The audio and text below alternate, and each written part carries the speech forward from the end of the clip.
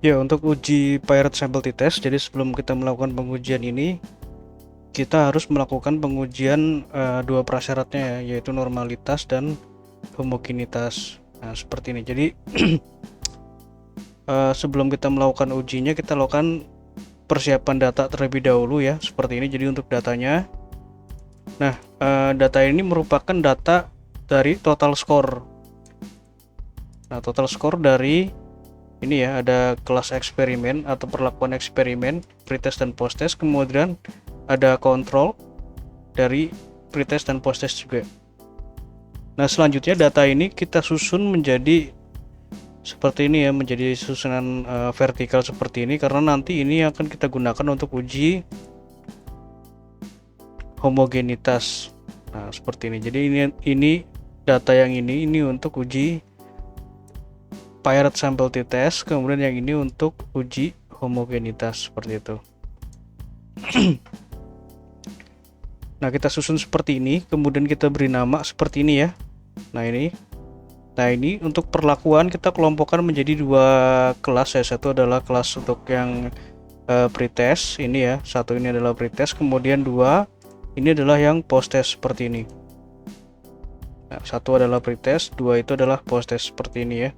Jadi ini kita ya, tadinya kan seperti ini ya. Nah, terus kita susun menjadi vertikal seperti ini. Kemudian setelah datanya sudah siap seperti ini, kita buka aplikasi SPSS-nya. Nah, seperti ini ya. Di sini saya menggunakan SPSS versi 26. Nah, kita masuk ke variable view. Nah, ini kita masukkan ini. Nah, singkatannya ini ya. Kita copy. Kemudian kita masukkan ke sini. Kita paste saja. Nah, seperti ini. Kemudian kita masukkan, kita copy ya nama dari masing-masing variabelnya. Nah, kita masukkan di label seperti ini. Oke. Nah, kita selanjutnya kita masukkan codingnya terlebih dahulu.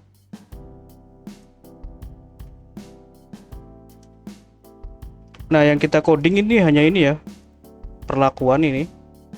Nah, ini perlakuan eksperimen dan perlakuan kontrol. Nah, kita masukkan codingnya itu di bagian value.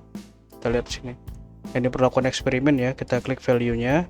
Nah, ini kita ketik di value ini ya, kita ketik satu itu adalah untuk yang pretest. Kemudian dua adalah yang posttest. Nah, seperti ini. Lalu kita klik OK. Nah, kemudian untuk yang perlakuan kontrol yang ini juga sama ya. Nah, kita copy saja, kita paste seperti ini. Nah, selanjutnya kita masukkan datanya.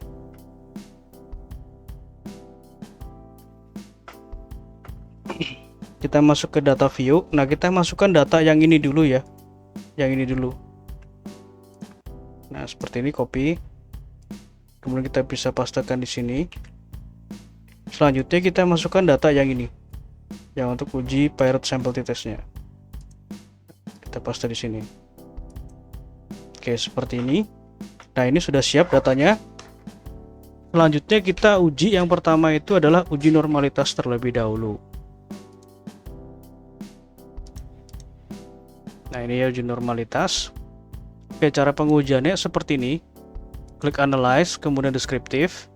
Kita pilih menu Explore ya, menu Explore.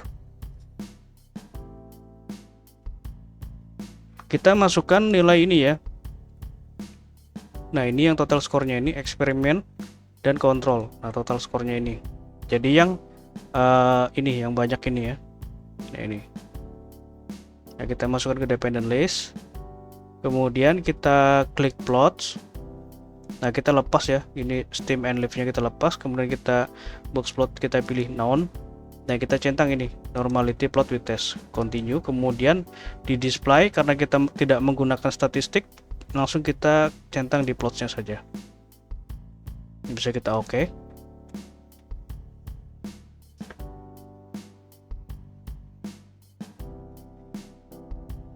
Nah, ini adalah hasil uji normalitasnya ya, yang ini test of normality yang ini. Oke, kita lanjutkan dulu pengujiannya, nanti baru kita interpretasikan. Selanjutnya adalah uji homogenitas. Nah, untuk pengujiannya seperti ini. Klik Analyze, kemudian kita pilih menu Compare Means, lalu One Way ANOVA. Nah, oke. Jadi kita masukkan perlakuan eksperimen P ini ke dalam faktor, kemudian eksperimen literasi, ya ini ya, eksperimen literasi perubahan iklim kita masukkan ke dependent list. Selanjutnya kita pilih menu option, kita centang ini homogeneity, ya, homogeneity of variance test. Continue, lalu kita klik OK. Nah, ini adalah hasil uji homogenitasnya. Ya, kita lanjutkan dulu ya untuk variabel yang kedua, untuk yang variabel kontrolnya. Sama caranya seperti tadi ya, compare means. Nah, ini kita keluarkan dulu. Kita masukkan ini yang perlakuan kontrol ke faktor, kemudian kontrol literasi ke dependent list, kita oke. Nah, ini ya. Nah, ini yang digunakan ini saja, untuk ANOVA ini tidak usah digunakan. Oke, selanjutnya kita lakukan interpretasi. Jadi di sini kita menggunakan normalitasnya itu menggunakan uji Shapiro-Wilk. Nah, namun pada Excel ini saya tampilkan dua seperti ini ya. Tapi yang digunakan nanti hanya ini saja, yang Shapiro-Wilk saja. Nah, dikatakan normal jika nilai dari sig-nya ini ya, sig ini lebih besar dari 0,05. Nah, ini kita bisa lihat untuk yang eksperimen nilai sig-nya itu lebih besar dari 0,05, maka dapat dikatakan normal. Kemudian untuk yang literasi ini lebih kecil dari 0,05, maka dikatakan tidak normal. Seperti itu. Nah, selanjutnya untuk uji homogenitas kita lihat di sini. Nah, ini ya, ini uji homogenitasnya. Nah, kita lihat di sini nilainya itu berdasarkan based on mean yang ini ya. Nah, nilai sig-nya ini harus lebih besar dari 0,05 baru dikatakan homogen. Nah, kita bisa lihat di sini untuk yang eksperimen dan kontrol ini ya, keduanya ini lebih besar dari 0,5, maka dapat dikatakan bahwa data ini berasal dari variasi yang sama, atau datanya ini adalah data yang homogen. Nah, seperti ini ya. Oke, selanjutnya yang terakhir adalah uji parity test. Nah, uji parity test seperti ini ya caranya.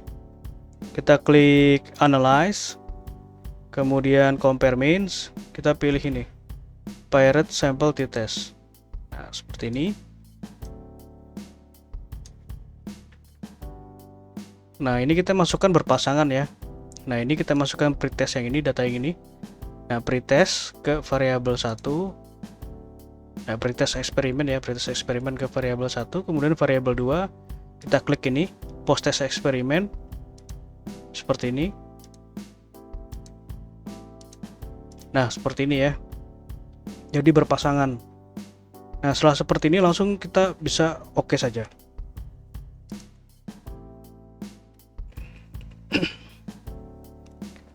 Nah, ini adalah hasil pengujiannya.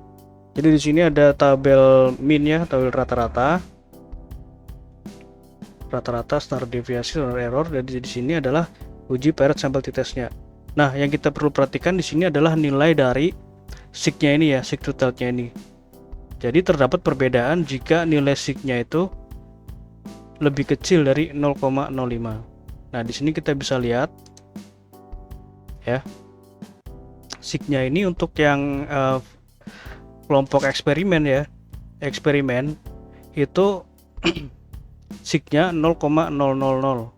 Artinya di sini adalah lebih kecil dari 0,05. Maka pada data pretest dan post-test ini terdapat perbedaan yang signifikan. Nah, berapa besar perbedaannya bisa dilihat dari nilai rata-rata. Untuk yang pretest ini ya, eksperimen pretest, nilainya rata-ratanya adalah 55,1, sedangkan yang untuk yang post-test adalah 85,5. Nah, di sini dapat diketahui bahwa nilai post-test itu lebih besar dari nilai pretest. Seperti itu ya. Jadi ada peningkatan nilai antara pretest dan post-test. Nah, kemudian untuk yang kontrol di sini juga sama ya. Terdapat perbedaan yang signifikan antara pretest dan post-test. Nah, kita lihat di sini untuk nilai rata-ratanya. Jadi nilai rata-ratanya ini perbedaannya tidak sebanyak yang pertama ya, yang yang eksperimen.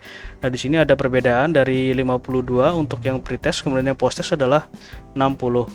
Nah, seperti itu untuk penjabarannya ya. Nah, di sini juga sudah saya buatkan untuk interpretasinya. Oke, sekian untuk pengujiannya. Jika ada yang kurang jelas nanti bisa ditanyakan. Terima kasih.